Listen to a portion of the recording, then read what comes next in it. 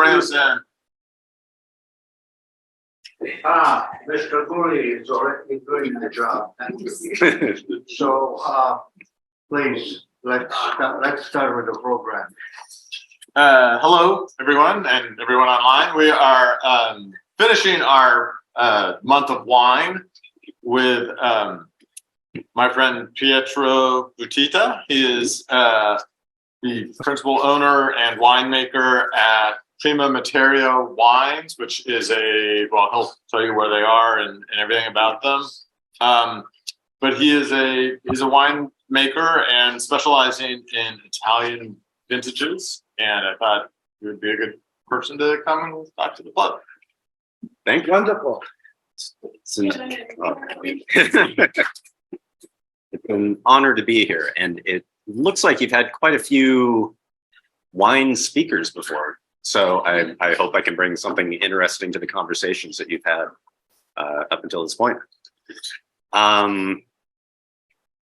Just get it out of the way. What's a nice Irish guy like me doing with this name? My grandfather, actually my great-grandparents, who I did not know, came over from Palermo in around 1903. My grandfather was promptly born, I think in Ithaca, New York. Mm-hmm. They had a little bit of money to work with and some business sense. So they landed in a few different places, Columbus, Ohio, a couple other locations while they slowly headed west and eventually buying land in California. So my grandfather went back to Sicily, oddly enough, as a child for about 12 years, came back with a young wife, eventually moved to Palo Alto, where could grow just about anything. Land was cheap, water is plentiful, good investment. What was that? Let's say 32-ish. I don't know for sure, and this is part of why I want to bring this up. Yeah, I don't come from a very close family, and a lot of my family history, and hence my relationship to whatever Italian culture still permeates it, is very not super close for me. So this is interesting, and this is the crazy irony of life, that I fell head over heels in love with Italian wine and started planting Italian grapes. And I will argue till I'm red in the face that Italian wine can be the best wine in the world. But it's not because I was cooking at my grandmother's side, rolling pasta. I didn't experience any of those things. There were a lot of divorces in my family, a lot of different marriages, too many kids, not enough money. A lot of Prego pasta sauce, a lot of unsalted food. Not the glorious sort of thing where, have this wonderful cultural immersion. If anything, it was the exact opposite. And my mother was adopted by English people and didn't really have a connection there. And certainly maybe not so much on the culinary side. So another part of that irony is that I became a chef before I got into wine. So, but thinking about my childhood, my grandfather, he's important because he would buy pieces of property, sit on them, then resell them. He saw the value in agriculture. He was very good with numbers. Maybe not so good with sharing his feelings and things like that. Mm-hmm. But he did a little autobiographical sketch before he passed that my grandma, that's his third wife, but she typed it all up. And, I don't, as much as I have my own questions about it, I'm sure this is not an isolated phenomenon. But he remembers the interest rate from 1927 on a piece of, but he doesn't, there's no mention of a second wife in the book. So, these things are complicated. It's important because the way it fits into my own life. For a period of time when I was a kid in the 70s, grew up in Sonoma County, my grandfather had purchased another piece of property that he eventually sold, making quite a bit off of. And his dream was he wanted to play pinochle with the white guys at the golf club and sit on the board at a couple of places, be a successful business owner, and enjoy the fruits of that. Which side of the family is he's the Italian Yeah, side? the Italian side, yes. And he accomplished that to his credit. He was on school boards and bank boards. He flipped real estate. He did a lot of things, and he was very busy creating, some structure. For me, he had purchased 40 acres in what is now the Russian River Valley of Sonoma County. It wasn't the Russian River back then. Wine was still, farming. But I got to spend 6 or 7 years growing up on this 42-acre piece of property, half of which were grapes. So that was my introduction to wine, not drinking wine. We didn't, or if I drank wine, it was with 7-Up, and it was Franzia box. Not fine wine. There's no Barolo or Brunello in the story at this point. But as a kid, family life wasn't so great. I loved being outside. I loved working underneath the sun, carrying around. We used to carry big irrigation pipes that you would just lay out in the field off the well. Pruning. I love hot summer. I love the smells of, harvest. You go to the winery, you dump the grapes. There's all this action. And I'm a very sensory person. So those smells are so powerful. I cannot eat prunes because we grew prunes as well. If you've ever picked prunes, that's a lot of fun. You go to the Sunsweet plant up in Healdsburg, drop them off, and it smells like just dehydrating prunes. It's very overwhelming. So to this day, I still have a couple things I absolutely love and a couple things that just the smell is so powerful for me. But it's very primal though. It's part of my childhood. Yeah, it's funny how they transition.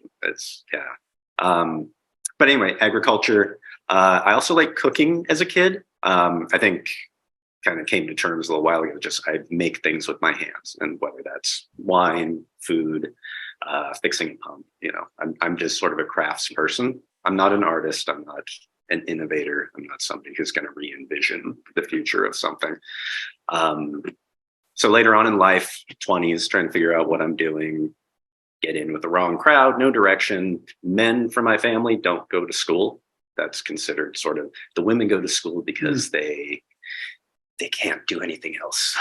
So there's a very old school mentality permeating some of the Southern Italian culture that I was familiar with, for better or for worse, which was tough for me because I was a little bit of an intellectual kid. I liked reading books. I ended up studying philosophy and history until I realized I couldn't sit in a classroom anymore.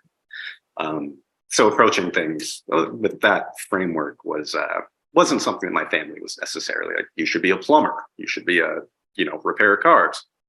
It's like, but you're not repairing a car, Dad, or a plumber. So didn't have a whole lot of guidance that way. Eventually went to school for a while, got settled, got my life together, and realized it's time for me to cook. If I don't start cooking now, I'm already 31, 32. I'm already older than most of the people in a kitchen starting out. It'll be too late.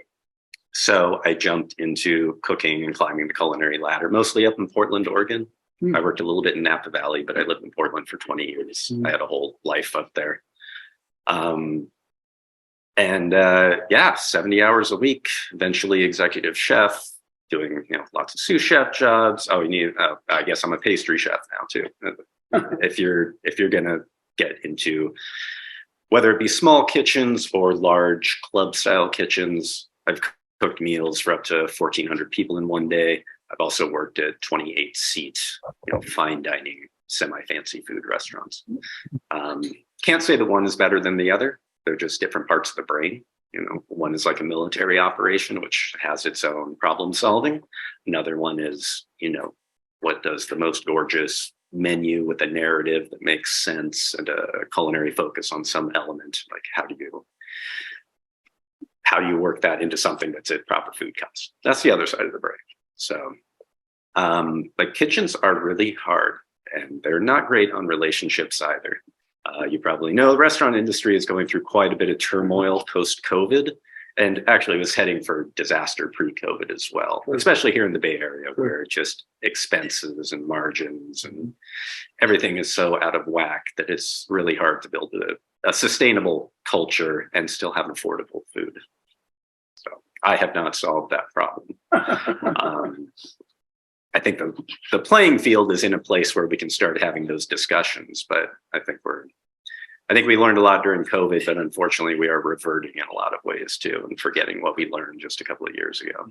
So happily, I can't imagine what my life would have been like had I been in restaurants through the last 3 years. So, in 2008, I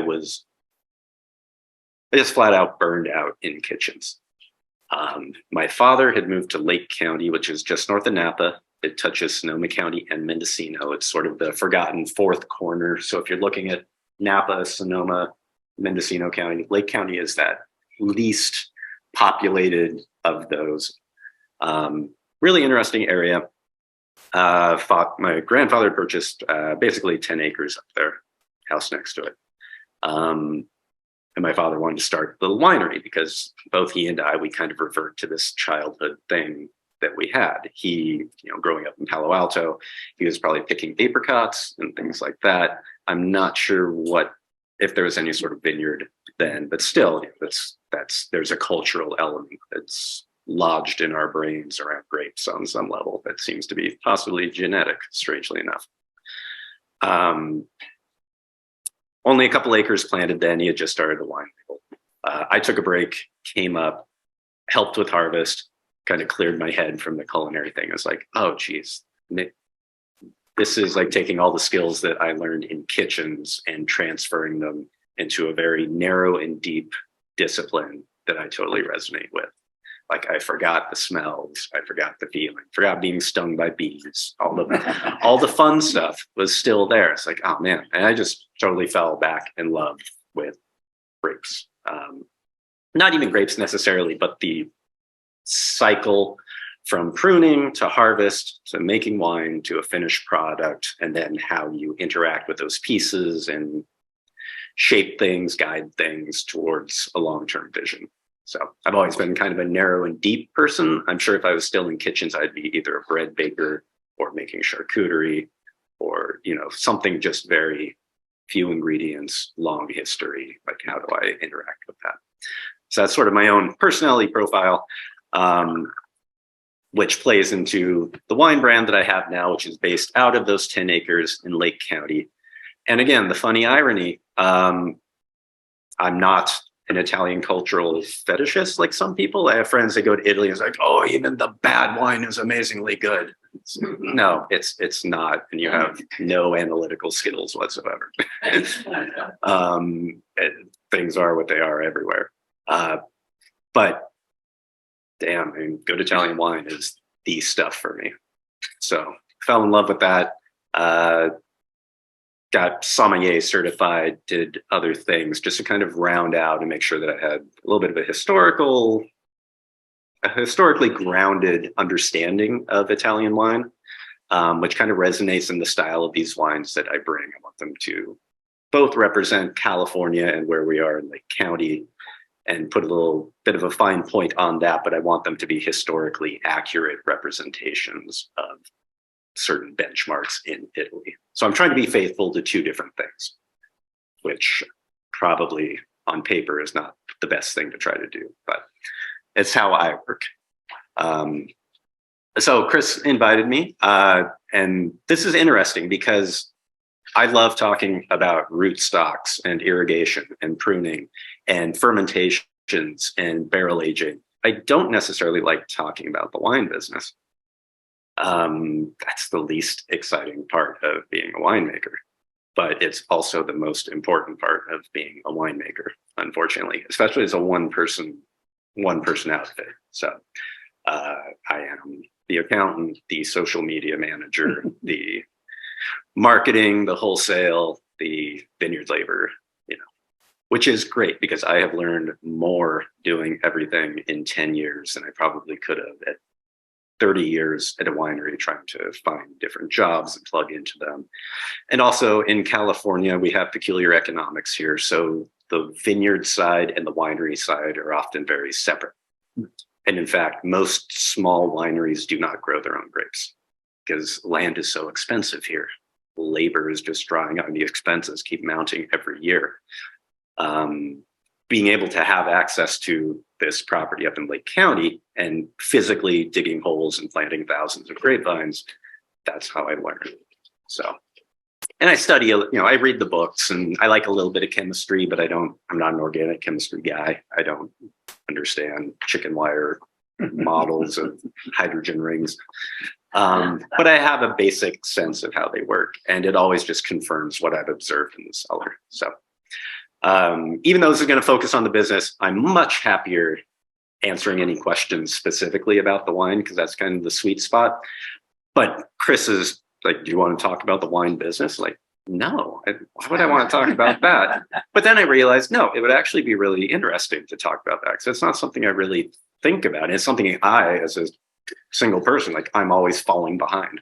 I'm always 2 years behind and trying to figure out what people want. And I'm doing this narrow thing that not everybody is going to like. So it's not a style that's for everybody. It's very particular. So, and there are pros and cons to that, but that's part of the business question. Having said all that, There you go. good. That's good. California has an interesting relationship to Italian growers and grapes.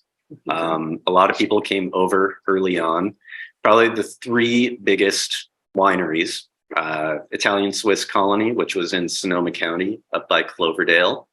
At one time, they had something like 10.5 million gallons they were producing. And they had, there isn't a long, huge history of Italian grapes in California. Early on, 1800s, these were entrepreneurs who, had a sort of a network and were able to raise money and start big projects, but they weren't necessarily saying, much like my family, they wanted to assimilate. Nobody ever spoke Italian. I never heard a word of Italian growing up. My Italian is terrible. I am struggling horribly with it. The generations down the road were always like, why didn't you speak it? It's like, it's World War II. No, we don't want to be Italian. We want to drive a Chevy and fit in. I remember going to public school in 4th grade and being punched because I had an Italian name. My kid's father said Italian sucked. Other ethnicities have it worse, but I got to experience a little bit of that. And it's just like, why? Apparently there's still a difference here. But there was a lot of entrepreneurial spirit flooding into California in late 1800s. So Italian Swiss Colony, and then so down in LA, near LA, early 1900s, the Italian Vineyard Company. Rancho Cucamonga. in there. Guasti. Yeah, that was at one time the largest vineyard in California, possibly the world. My wife lived in Ontario. Oh, yeah. So then I mean, still a production capital. Is that right? Sorts of stuff. Not of grapes, it's transition, but there are a couple down in that climate. There's something called Pierce's disease, which wiped out the entire LA wine business. I think twice, actually. A portion of we pay a percentage in the grapes that we harvest every year that goes towards research in that, because it's one of the most dangerous things going. So it just kills grapevines, and it's carried by insects. So, and those warmer climates that don't get snow in the winter, they harbor it.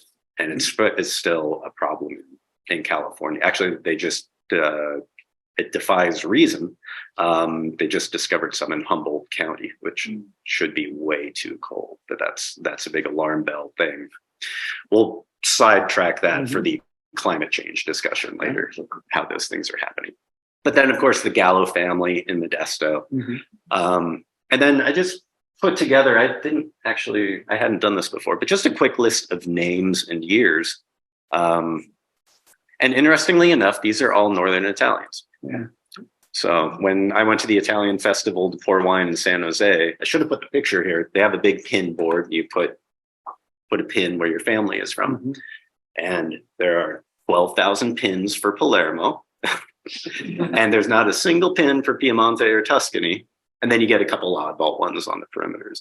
So obviously different waves of immigration coming in, different people, different socioeconomic backgrounds. I mean, Italy's history post 1850 is very complicated, to say the least.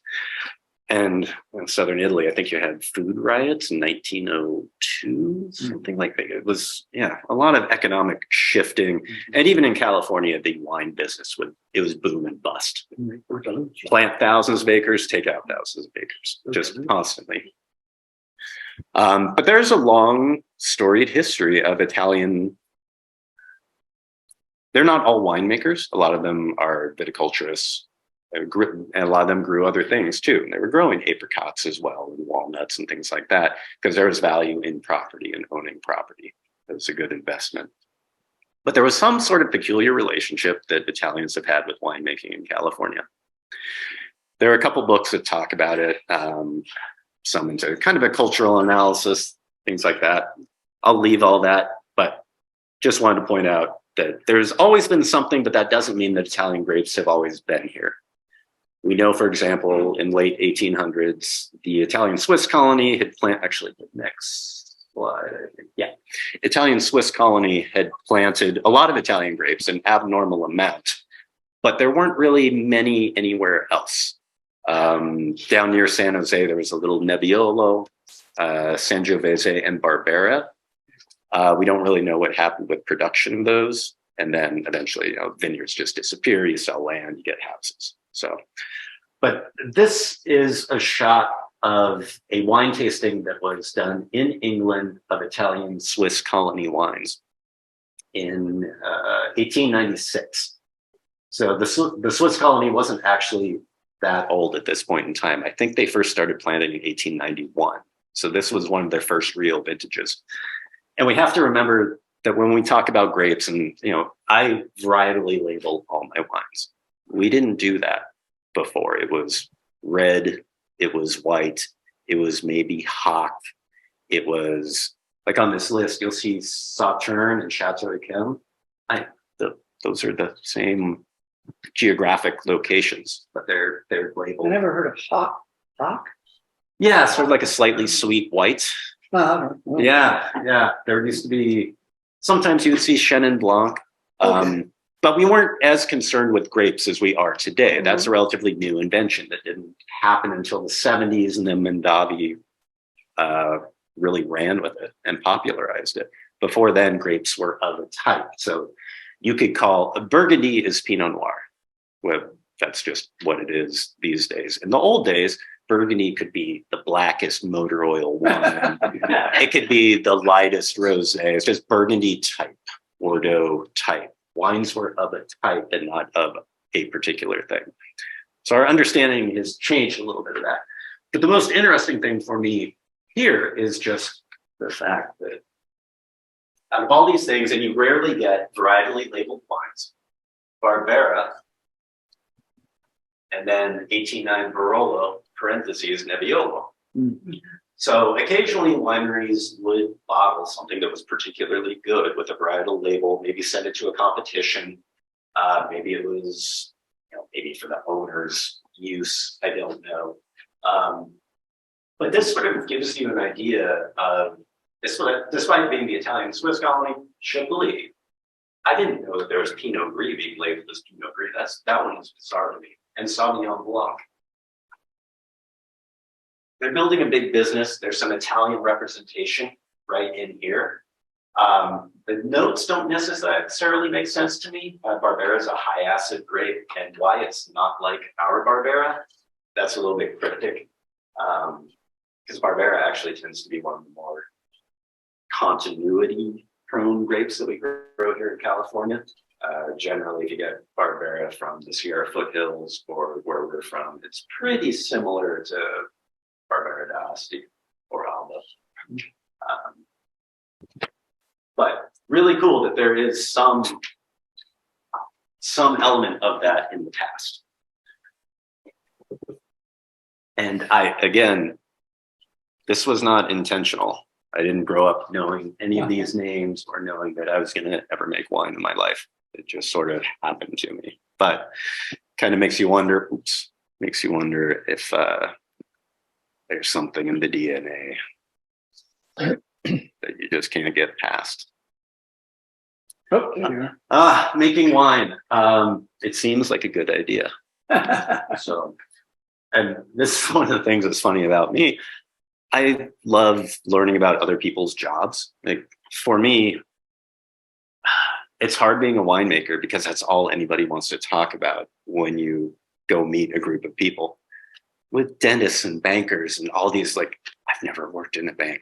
I've never drilled on a tooth. That seems so fascinating to me. But there's something about food and wine that just people, it brings us all together. We were talking earlier, like any culture, wedding, whatever, you get enough people together, they're going to sit, they're going to eat, and they're going to drink something. And they may fight a little bit, but generally they're going to enjoy themselves. And that's an important thing.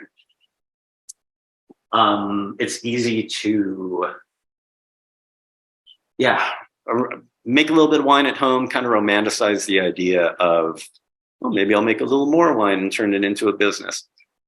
I'll go over some pros and cons of that. But I do believe that it is only a business if you can sell it. The IRS has their own belief between what's a hobby and what's a business. And there are certain things you have to reach and do. I didn't really think about those things. I too, like a lot of small producers, got caught up in how enjoyable it is to make wine, to pick grapes, to smell the smells and live the life, to feel like you're, creating something with your hands. So, and just, I'm sure Chris and Antonio talked about loading the press and cranking it down. That's what we do. I shovel it in, I shovel it out, take out the pressings on the tractor. That's the business. Very connected. It's very enjoyable. That's not the most important part of the business. That's the fun part of the business. Small producers, there are three basic ways you can do it. The way we did it, and it's just because having this resource of the land, growing your own grapes, you basically save the cost of having to purchase grapes. And then that gives you a leg up so you can pay yourself something while you make the wine, sell the wine, next vintage comes. Most small producers buy the grapes. And there's this system where, and it's great that this exists, small wineries can rent space inside of larger wineries, which allows us the economic advantage of not having to purchase, $100,000 worth of equipment that you only use during harvest time. Maybe you can use their bottling equipment. Maybe there's some tank space. It's a very capital intensive industry if you want to scale up and make a lot of wine. And a lot of the equipment isn't used frequently, especially that harvest stuff and that fancy $100,000 press that's so gentle on the grapes. It's like, great. The other 11 months of the year, you're not doing much with it. And it's a big capital expenditure. So piggybacking with some of these larger wineries and renting space allows us the ability to create something reasonably sized in there. Of course, if you have the money, you should create your own facility and not have landlords and vertically integrate as much as possible. That's very economically challenging. It's alcohol. So that means that there are taxes. So that means that there is regulation of all sorts. That means that there is legal liability. So there are lots of licenses you have to have in place. The big overarching one is the federal TTB thing. So when you apply, they want to know where the money's coming from. You have to fill out a form. Mine's embarrassing. Mine's like, my $11,000 is coming from a credit card. But it doesn't matter who you are. You have to fill out all the stuff, show proof of funds, blah, blah, blah, so that you're not violating alcohol laws. They want to see maps of the facilities. They want to know how wastewater is handled. They want to know who has what percentage. Tons and tons of legal stuff. And then if you break that down, then it's like, okay, I'm in California. Am I an LLC? Am I an S Corp? Do I have partners? What are the percentages? I have to report all of that back to the feds. But eventually you get this big overarching master license, basically. And then you go down. Oh, and part of that is labeling. You look at any label, there are certain things you are required to have. One of them, of course, is going to be your sulfite declaration, your alcohol percentage, because that used to be a tax thing. Wines above 14% were taxed at a higher rate than below 14%. And then sparkling is taxed at another higher rate. And then I think above 18% is taxed again. So breaks down to different amounts. We've changed a little bit of that over the years. There's a big government warning about driving, about drinking while pregnant. You have to have that. And then there are regulations about font size. You can't vary that percentage of alcohol too much. There are minimum font sizes for your sulfite wine. So, and these are things that are kind of challenges in the industry, because a lot of this is stuff that was passed in the 60s and 70s. And now, like, the sulfite thing is much more complicated than we thought. If you're going to label, if you put a vintage on it, there's a minimum percentage that needs to be from that vintage to label it 2018. If you're going to label it with a varietal name, Barbera, if you label that by a county, it needs to be 75%. If you label it by something called an AVA, which is a smaller entity within a county, like the Russian River Valley is within Sonoma County, but it's a smaller, tighter designation, then that percentage goes up. And you need to have records tracking in theory, you know, every barrel, every time you top up evaporation and barrel with something else, you need to be able to track where that thing came from to this, so that when you're audited, hopefully that never happens, you can show where every drop in every barrel came from. How often are you audited? I don't know any small producers that have been audited. I hear that the large guys, they have way more accounting to do than we do. And we're just basically not worth the money to go on bankrupt me or give me a parking ticket. But I hear that enforcement is going up, and you should always act as if, you know, better just to keep your nose clean and sleep at night than to. I know people that haven't kept records for years. And that's just a terrible idea. Don't do that. So the federal thing, but then you come down to the state level, which is the ABC here in California. You have to show them a bunch of stuff. They're very worried about making sure that you are respecting wholesale rules, that you, there are certain businesses that you can't have in conjunction with your winery. Right. So you can't be like an importer distributing and there are certain crossovers that are not allowed. There are also a lot of other. So I have a tasting room in Oakland that is a whole other ABC license. And then, you know, premises inspection, then you have a whole other round of insurance for that. It's a lot of technical stuff lining up all these forms. And it's not necessarily that difficult, but I looked at the files on my laptop, and it's a good, like, okay, I filled out 42 pages worth of information with these things. And it took 9 months to get everything approved. So the tasting room required a zoning variance. Oh, that was a pain. Zoning and a conditional use permit. So I worked with Oakland for 9 months and wrote a 45-page zoning request and went to the board meeting and presented at local neighborhood councils, because this is alcohol and maybe they don't want alcohol, even though there are 5 bars right here. And I'm not I'm not going to destroy the community if I move in. I had to prove all those things. So, and that's not to say that there shouldn't be any oversight. So where is that balance between free enterprise and, you know, responsible community behavior? You know, we need some of these things. And then you get into other things like you have to be registered with the FDA. Wine's a food product. There was a mess up with my FDA number, another agency. I've been working on this for 6 months. Can't get it finished. Many hours. CDFA, California Department of Food and Agriculture. You're going to have forms from all of those. If you're going to weigh grapes, you need to have a weighmaster license. That's going to be another $150 and a bunch of forms to make sure that you know how to weigh something and read the number. Sales stuff, you know, resale certificate, pay your quarterly sales tax, So there was a point where I was like, start. I know the model, start a winery. We'll sell it direct through a tasting room. That's the best margin. When you do wholesale, sell things to distributors, you make half as much money. In my case, slightly less than half. So when you're small, you get beaten up on the price. So, okay, we can do that. These are all forms. We'll just figure it out. Took a long time to get everything lined up, and finally opened up a tasting room in 2019. I had started the process in 2018, early. So anyway, not to say that there are pros and cons. It's not necessarily easier if you were a larger winery. If you're a small winery, at least I didn't have any outside help. I just did everything myself, save the money. You can hire people to do all this for you, but it's going to take more time.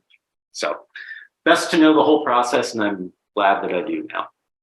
So you finally get open, and this is assuming that during all of this, you still are making wine. You have wine bottles, wine in barrel, because you're going to be sort of in a cycle of harvesting and then bottling and alternating those two things. Sometimes they happen at the same time.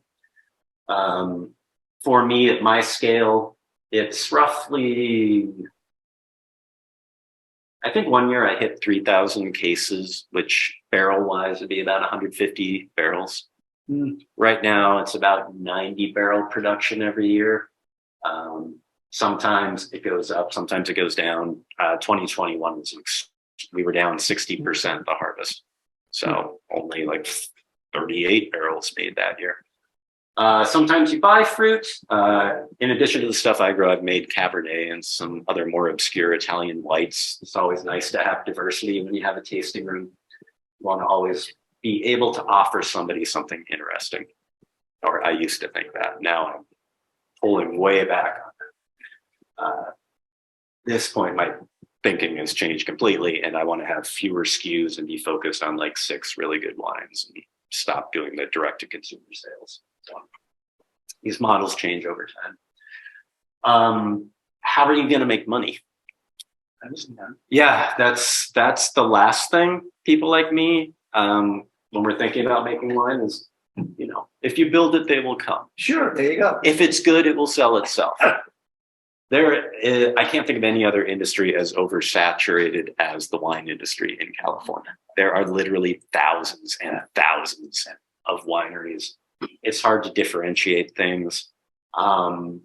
You can buy the same wine on the bulk market and have 30 different brands putting their own label on the exact same wine in the bottle. That's legal. That's not uncommon. So a lot of it is kind of shrouded in mystery. So it makes it even harder for the consumer to really differentiate things, to figure out what type of wine they're getting. These days, we're interested in things like organic certification, biodynamic. Are you sustainable? Do you use sheep in the vineyard? There's a whole category called natural wine, which is sort of it's hard to locate, but it's like a more pure, simplistic take on wine, which can vary radically from like some of the best wines I've had to some of the worst wines I've had. But it's all natural wine. It just kind of spontaneous and makes itself. There's been a lot of market move towards that. I'm 50. I'm a little bit crusty. I like the style that I like. The style that I make is the style I actually prefer to drink. These dry, textured, slight tannin wines that you drink with dinner. I'm not looking, for the most part. I make a little bit of rosé. I do make a Chardonnay, but they're this more old school style. These days, there's sweet wines, there are low alcohol wines. Sparkling has really happened to a huge extent. I get asked, if I was at the tasting room, I guarantee 2 people would come in and ask me if I'm making Pet Nat sparkling wines. It's like, well, Petulant Natural. Yeah, it's when you bottle wine that's still fermenting and let it finish in the bottle so it carbonates itself. Oh. Yeah, it can be quite good. It also can go off the rails incredibly easily. So, and that's why I haven't done it, because I'm not actually inside of a warehouse and facility, and I would want to make it, I'd want to, it's not the same as champagne method, but I would want it to be clear and not full of sediment and all that kind of stuff that, the kids love. And I'm like, okay, we've got some generational shift happening here between what's okay for me and what other people are looking for. But basically, you need to either go into the wholesale part, which has become more difficult because a lot of consolidation. Right now, we're looking at a downturn in wine consumption coupled with rising interest rates and a very peculiar moment in the economy that has everybody freaked out. So everybody, including me, I have a list of 47 distributors across the US I've been hammering on. And I'm getting about my 6th round of emails is about to go out. And one by one, I get a no or a give up on them. And I haven't been able to open up any new states. It's tough. It's really competitive right now because everybody is doing the same thing. Our tasting room sales are down. I need to move more wine by wholesale. So the guys that were getting 2 boxes of samples every day are now getting 8. So I just did a tasting with some people yesterday in Napa, and very kind words. I think this is the best wine we've had in 3 days of Napa wines. Your quantities are too small. You're too cheap to be expensive, and you're too expensive to be cheap. You're stuck in nowhere land. We can't do anything with. That is not the 1st or the 10th time I've been told that. And it's a challenge because, I set prices in the tasting room. I try to figure out, I don't want to be expensive. I didn't grow up drinking expensive wine. I want it to be accessible to people who are interested in the style. So when I opened up the tasting room, you could do a tasting of 8 wines for $10. I wanted it to be democratic and open and have as many people try the wine as possible. Now I'm going to charge you $35 to try 6 wines. And I'm probably going to have to ratchet it up further because just the way things are shifting, it's painful. I'm not where I want to be as a small business, but I'm also trying to survive as a small business. Yeah. And the whole world is changing around me constantly, every 6 months. It's really attractive, the idea of opening a tasting room so you can sell direct and make full margin. Maybe you discount a little bit. You can develop a wine club so that you have a few credit cards on file. And every quarter, you release 3 wines, you build a credit cards, and you're like, okay, this is a little bit of guaranteed stuff. I give you a discount for the wine. Hopefully you appreciate it and still like the wine. Yeah, and that's a good model. As far as the wine industry, people are backing out of wine clubs right now. Everybody's worried about the future. People are drinking less because they drank too much during COVID. They drank too much at the end of COVID. Health is becoming an interesting question, not just with the older generation, but in fact, people want to be healthier now and cutting out wines. And the odd thing that's happened in the last few months, I've talked to several of these distributors, every single one of them, can you get me dry white wines? Can you get me white wines? It's like 2 years ago, you told me not to bother making red wine or white wines because you can't sell them. There's been a big shift that's occurred. And I think it's part of it is the perception that white wines are healthier, that they're lower alcohol. Some people believe they have less sulfur and less calories. And just to be clear, alcohol is the same amount of calories no matter where you're at. It's true that alcohol can be a little bit lower, but there's a lot of misinformation and really weird information that just floats around the internet as far as wine and health. We may, at some point, inevitably, we are going to put ingredients on wine labels.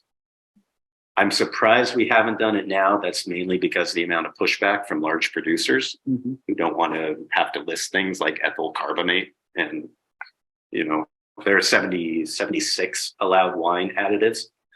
Half of them are completely benign and are derived from grapes anyway. Like you can add tannin additives, you can add oak chips, things like that. And something like oak chips, you can make a really strong argument that in fact, it's more sustainable than a barrel, which is hugely wasteful. Much as we like the barrels. But it's complicated. It takes public education. But I actually, as a small producer, I want labeling on the back to happen eventually. The thing is that I'm sure by the time it's passed, there are going to be all sorts of exceptions.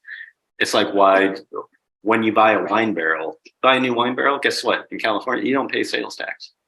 Why? Because Mondavi got thousands of lawyers and spent millions of dollars to get wine barrels exempted from California sales tax. All right. You can do stuff like that if you have enough firepower.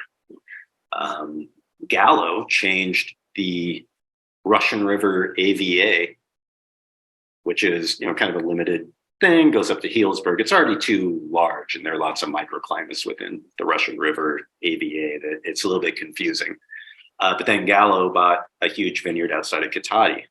They were said the first round to extend the Russian River Valley all the way to Katati failed. So they hired more lawyers and threw more money at it and eventually completely remapped the entire Russian River AVA. So, yeah, there's interesting, basically, yeah, pretty much anybody can get an AVA passed if they spend enough money on it. So how meaningful is that when you see that on an appellation? You're going to pay $10 more for Russian River Valley wine than Sonoma County wine. And in theory, there's a good reason for that. It's more desirable, should be a little bit harder to grow wine. You're assured something of quality with that is the theory, but whether or not that actually translates out is a whole other question.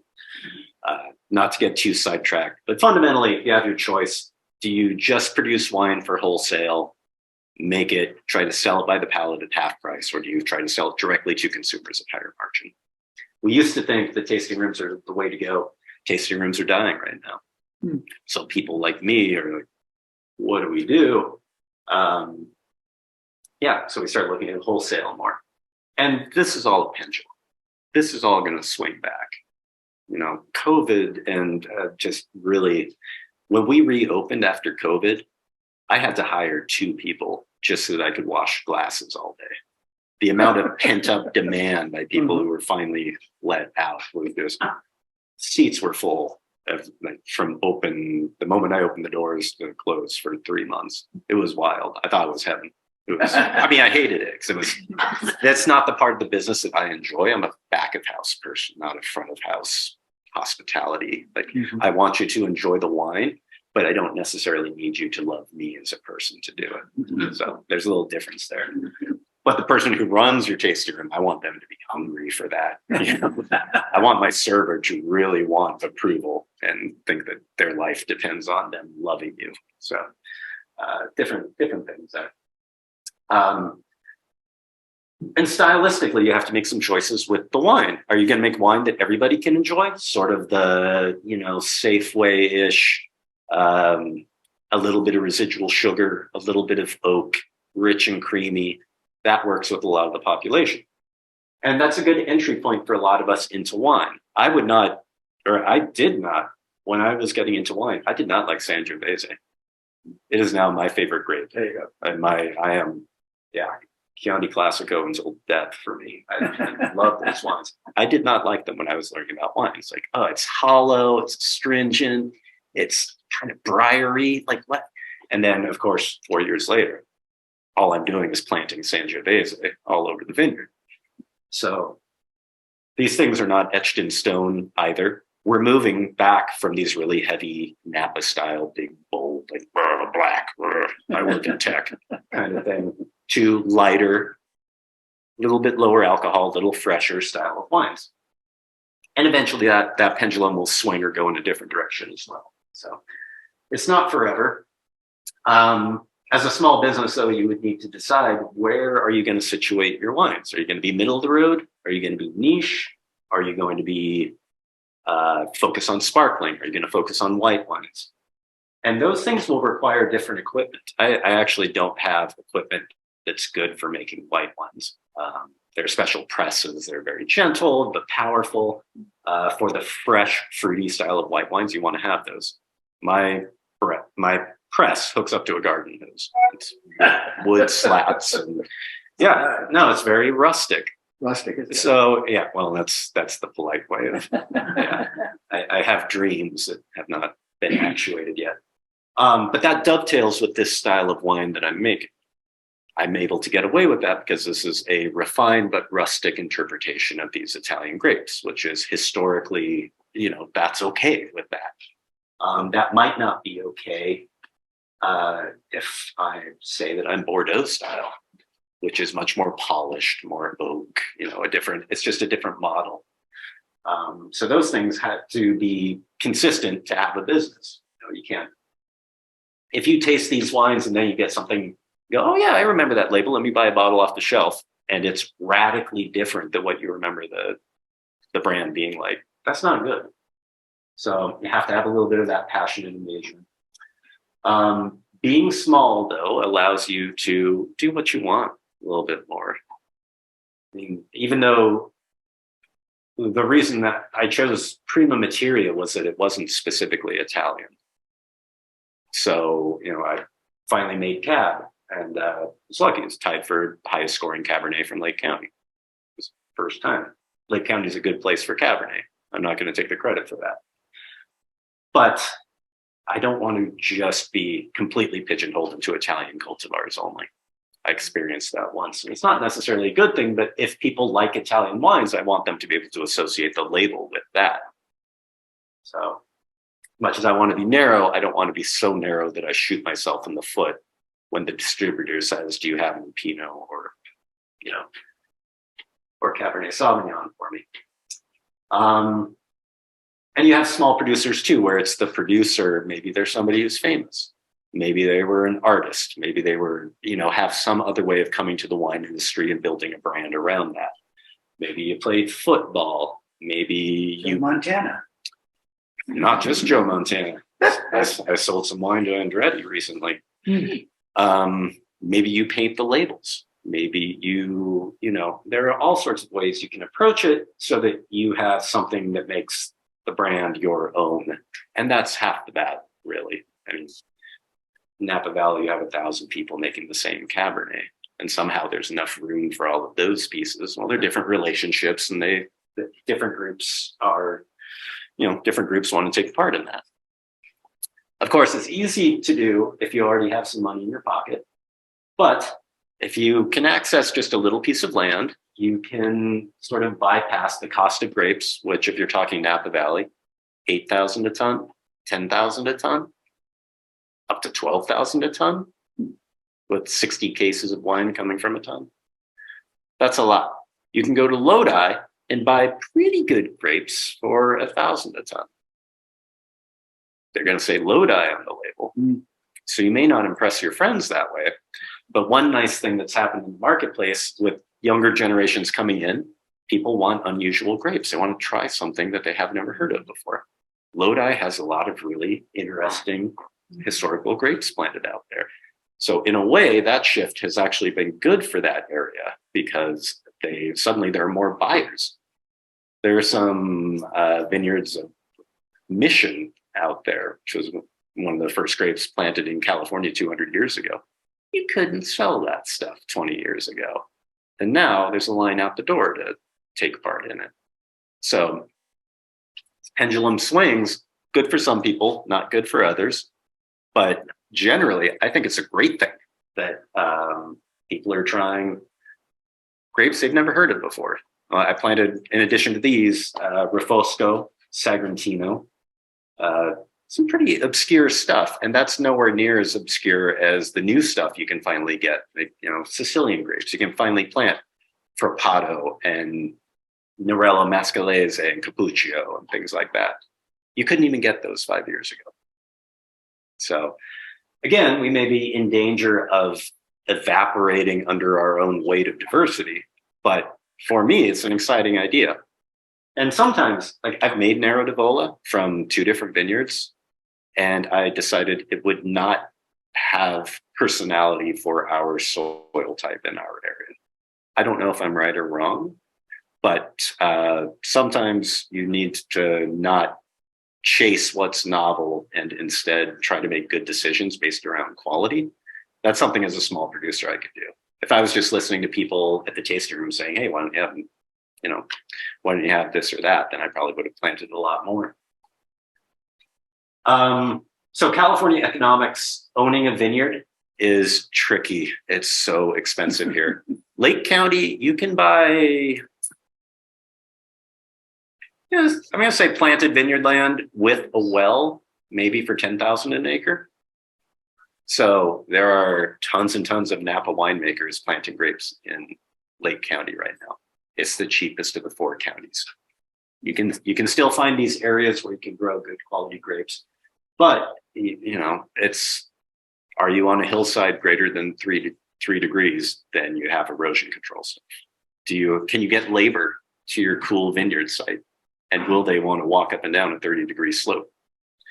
We're definitely looking at more and more mechanical harvesting in the future, because labor is just, we can have a whole other discussion about the socioeconomic factors involved in that. But more mechanical stuff is coming in the future, but you can't do that on a 30-degree hillside.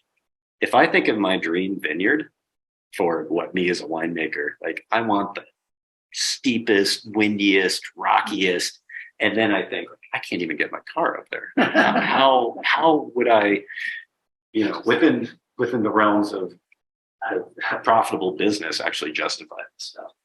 So there's some practicality involved.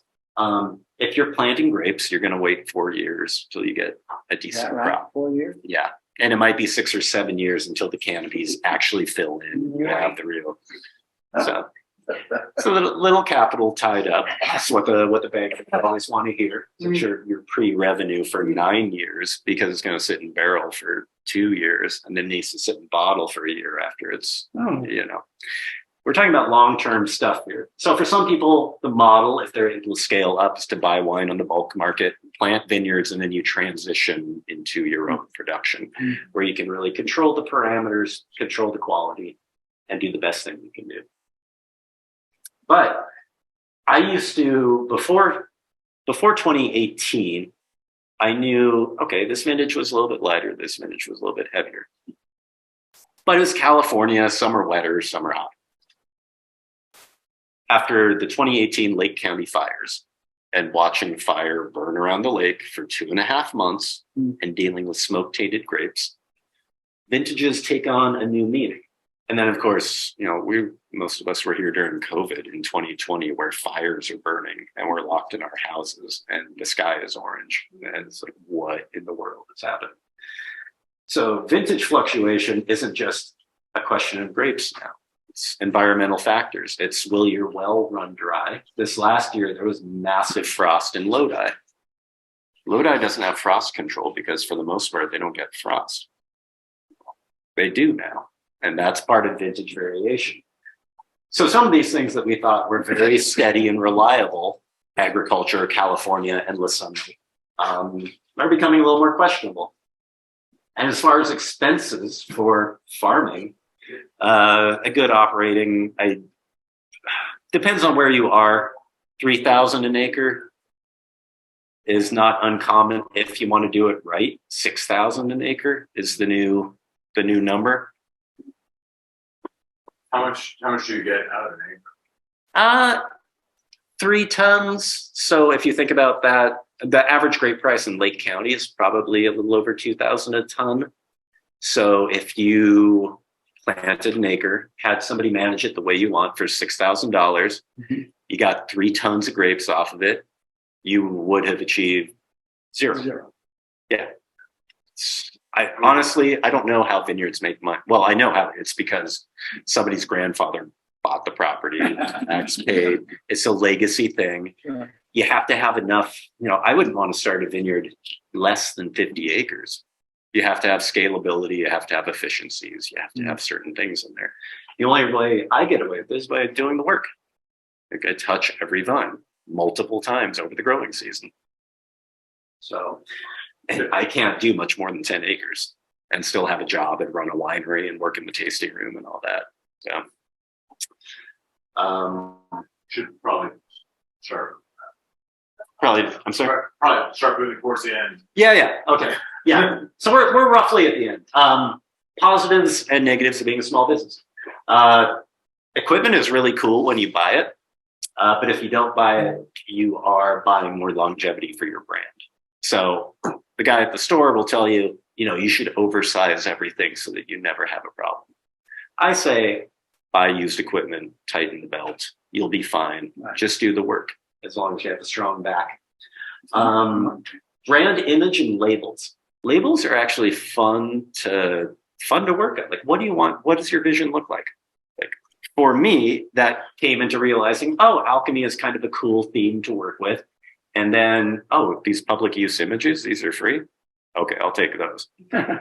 So got 22 different wines in total. They all have a public use alcohol. Well, no, actually, there are a couple of exceptions, one of which I paid for, and one was a friend's painting. But for the most part, these are, just illustrations from old books. I wanted something simple, at least as far as layout, but something that was detailed, because hopefully that reflects, or at least that's what I'm hoping the wine reflects, is that sort of, deep but narrow balance kind of thing. Buying barrels is lots of fun. I don't use new oak barrels, which are over $1,000 if you want French. I think I saw 800 for Hungarian. There's been a big market for domestic oak, which is cool. I think that's actually a really great field to have grow and exploit. And you're seeing barrels now like this is Missouri oak, this is Minnesota oak, there are people in Oregon using Oregon oak on their Pinot Noir. Really cool stuff. We don't use new oak for prima materia. It's just the grapes. Don't want that oaky flavor, especially when you're making 22 different bottlings. If you start putting everything in oak, it sort of collapses the flavor profile into it. There may be one or two wines that have a little bit of oak to them, but they're a little bit special. Blending is when you get to be an artist. Lay out 100 glasses with different proprietary blends. Some areas blend, some don't. It's a very Bordeaux-ish thing where you have the 6 Bordeaux grapes and your Merlot and your Cab Franc, and you're triangulating all those things. Italy is kind of a grab bag. Often you'll have, I think right now there's something like 820 different grapes identified in Italy. And there's no doubt that there's another 500 vineyards just waiting to be discovered. I mean, Italy is ground zero for grape geeks. Some areas allow you like a main percentage of this and a percentage of that, but it's not really the Bordeaux model. But you can do it in California. You can blend, you just have to figure out what to put on the label to keep it legal, but you can be an artist. Bottling. If you're small, we hand bottle. I touched every bottle. Figure out a way to hook up nitrogen, get all the oxygen out, get a cork in there quickly. Let's see, in 2020, I hand bottled 40,000 bottles that summer. So I hate bottling. Anything else? And the record keeping. You saw, I went over all those things that you need in the beginning. It's a pain. But it's not life-ending. I sequester myself for a couple days at the end of December just to get all the cellar records straight, keep everything legal, keep it right. One of the biggest headaches, though, is if you want to legally ship to other states. Every state has their own alcohol laws. If I wanted to ship to, Pennsylvania is actually a bad example. A lot of them, I would need to have a bond, pay excise tax, pay sales tax, report every month, every millimeter, every ounce that goes into the state, even if it's 0. So you would have to make that decision. Do you want to ship to a bunch of states? Or that makes wholesale look pretty good, just having somebody else deal with it. A friend of mine, this is their graphic for the, I'm sure my friend Angela would be happy about this, the cycle of life for a red wine. The thing being, you're looking at, kind of a 3-year cycle to get everything sold. Happily, you pop the cork, you drink it, you go, oh, this is great. So this is not short-term stuff by any stretch. And then this is just a fun little graphic. For those that like winemaking, this is, I think this is a Greek winery. They actually have a blog and talk a lot about technical stuff. Flow chart of choices you can make during a fermentation. So we can think of this as very hands-off, artsy kind of thing, or you can think of it as a very technical, iterative process. And it's both. It's both. The grapes this last year, record heat, 116 degrees for a week, then 2.5 inches of rain. They did not act like any vintage recently in my memory. The phenolics, the acids, the tannin development, I had to handle those grapes very differently. And I don't have any chemistry to tell me that I should. It's just I'm tasting them, I'm feeling them. They need something different. So, yeah, it can be very artistic. You can have a lab run all the numbers and tell you what to do. If you work at a big winery, it can be a recipe. Hit this number, add this part sulfur, bottle it. They used to say age it on 18 wheels. Get it out, get it sold. And then just a wrap-up breakdown. Being small, when COVID hit, I stood in the line at Safeway with 200 other people and sold thousands of dollars through the tasting room doing an e-blast on my phone. I couldn't have done that if I was a big winery. So sometimes being able to pivot and change things quickly can be an advantage. Now, of course, I got crushed 6 months later. So you can cut out middlemen. So at least you have some of that pie so you can survive while you're living out your dreams. And like that stylistic choice, is it something you passionately really believe in drinking, or is it a commodity? But, you know, you're not going to be able to buy all the things that you want to buy immediately. And you're going to be a rag doll in the winds of the general economy. So, but I think there is still a middle path so you can take all those things into account to do it correctly.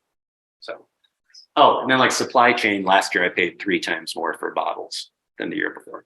You can't do anything about that. Just suck it up.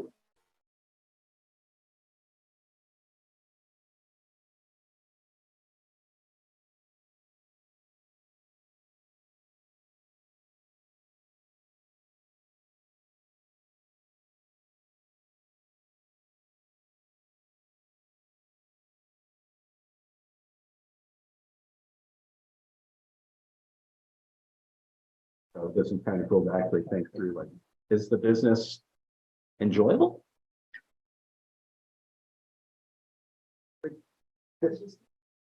You still get to make wine. I still get to be out in the sun. There's a lot of problem solving.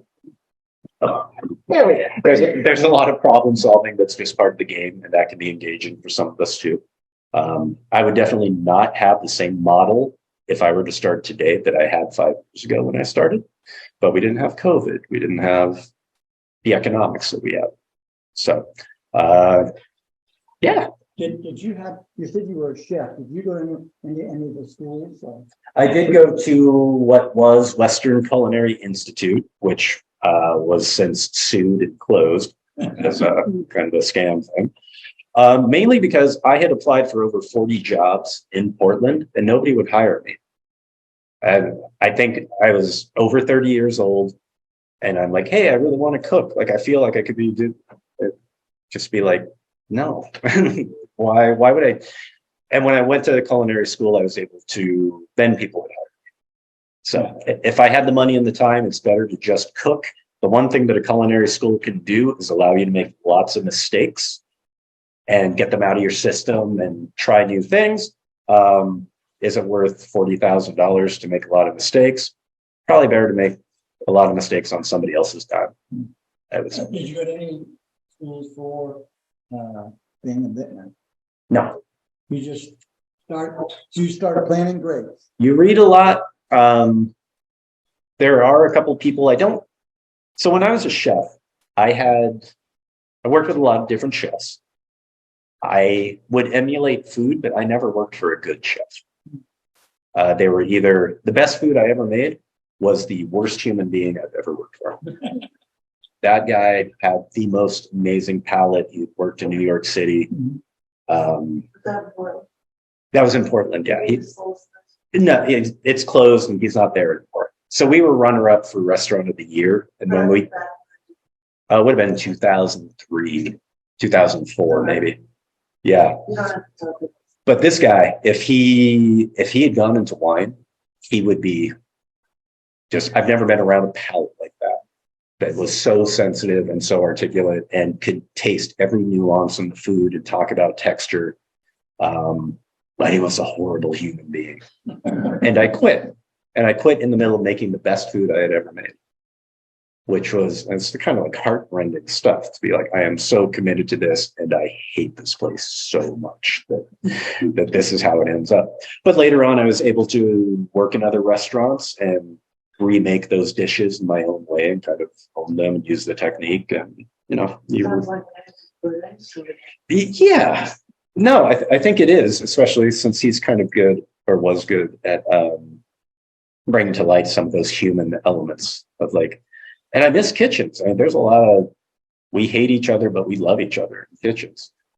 Kitchens are different now. Like, and I think that's good because there's a lot of illegal shit that goes on, and it would not, like HR department, if they knew the amount of punching, kicking, yelling, and throwing that happened in an old school kitchen. They were, I've had partners who are like, at your wine tasting, any of the food that you as a chef? so when I opened the tasting room, I was rolling pasta on Friday night. I was making terrines. I wanted to bring this sort of classical food thing to where the tasting room was. And after 2 months of that and days where I make and pop, you know, oxtail pappardelle, and then nobody comes in, I stopped doing it. I also didn't budget my time because I was younger and I thought I could work 80 hours a week. That's just, I could still do it. Now I can't. So, and I'm not as passionate about food as I was once. That's something I am trying to get back in touch with. But when I burned out in kitchens, I really I hit the wall pretty hard. So I'm still trying to find that thing that I really loved so much to begin with food. And how many bottles do you fit?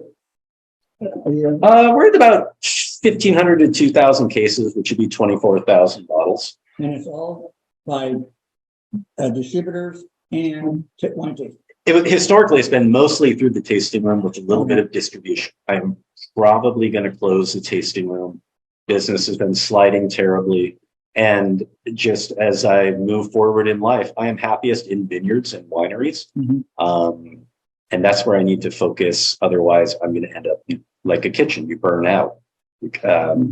So I'm really looking for consulting work. I would love to start a second vineyard if I could find a partner. I want to use the things I've learned to help another brand grow. I'm being a one-person operation through the last 5 years has been really challenging. Have you thought of just growing the grapes and selling them to a larger? Yeah, and that's a good way to get to zero. It's sellable.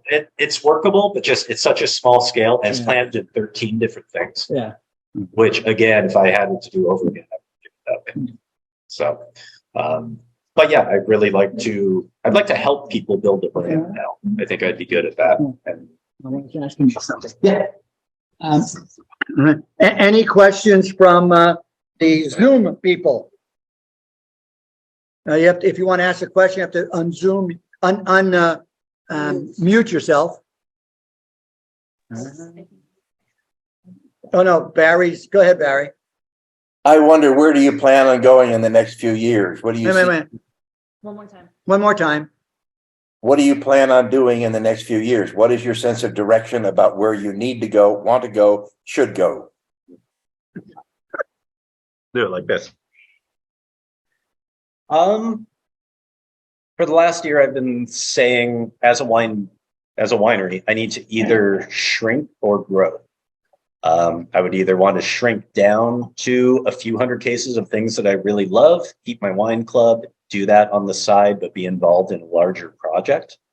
That probably speaks to me the most passionately. Another option would be finding a partner just to help me with the marketing side. I still want to start a second vineyard somewhere or lease a vineyard, graft it over to Italian grapes, maybe a little bit of Cabernet, just so we have something a little more mainstream as a foot in the door. That's a good way to make sure your distributor, like you can get them things that they could sell easily. But I love the Italian stuff. So I want to continue working with that. It just might be in a different place or with a different brand. But I'm totally committed to the Italian. Thank you very much. Yeah. But that's a good question. I'm trying to figure that out right now. There are a lot of people closing up shop right now. There are a lot of winemakers floating around looking for jobs. So it's a peculiar moment. Supposedly Gallo and some of the larger producers are shrinking operations in anticipation of this retraction in the business. So there are a lot of people floating around. So we'll see. There's opportunity in that, but it's hard to find it sometimes. I dare say. This is a wonderful plaque that we're going to give to Pietro for his wonderful. Here you go. That's for you. We want that on each one of your labels. No, I'm sorry. All right. Thank you very much. It was a very good. Thank you for your presentation. Thank you for your time. I now am going to make sure I drink a lot of wine, and I'm not going to be putting For the good of the economy. for the good of, that's right, for the good of the economy. So everybody, make sure you drink your wines and enjoy your wines. But thank you very much, Pietro. You did a wonderful job. And if Thank you you're very ever, much indeed, sir. the tasting room is in Oakland. If you're ever in the area on a Saturday, feel free to stop by. There's a big website, lots of information. Feel free to send me an email if you have a question or ever want to meet. Okay, Happy to do Thank it. you very much. that's it.